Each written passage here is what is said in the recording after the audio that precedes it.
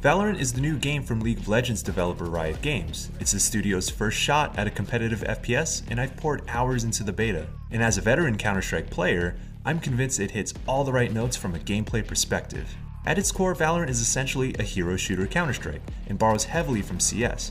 Buying equipment each round, the map design, the rules of the one life per round demolition mode, how weapons function, and the very strategies teams should implement to succeed.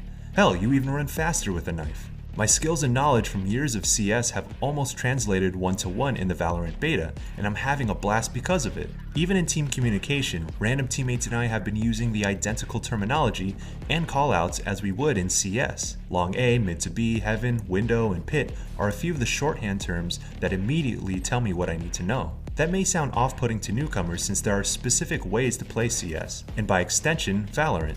While it may not be the most accessible shooter because of that, the general best practices are straightforward.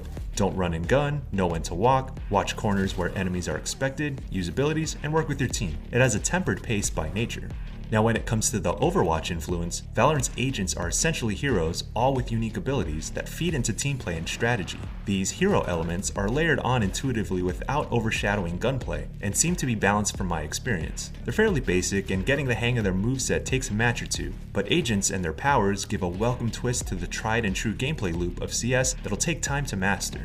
Some examples of these powers at work with my main, Sage. I used the barrier ability to block the main sightline of the bomb that was already planted. This allowed me to start defusing the bomb without getting shot at. Although the wall was then attacked and nearly destroyed, this helped expose the enemy position, making for an easy kill followed by a safe defusal. Sage's Resurrection ultimate is huge in clutch situations. Going into a bomb site 1v2 turned into a 2v2 situation, giving me backup as it secured the last 2 kills and an easy defusal. It's in moments like these where agents show their potential.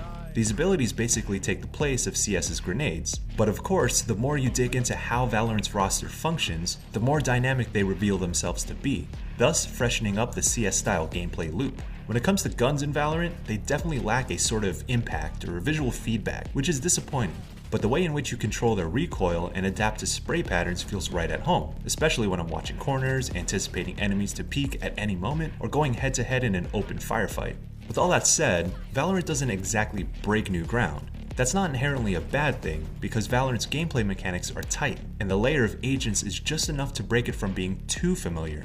Admittedly, Valorant looks pretty flat, and doesn't exactly impress on the visual front, at least from what we've seen so far. If it plans to have long-term appeal, Riot may want the game to be a more visually enticing one.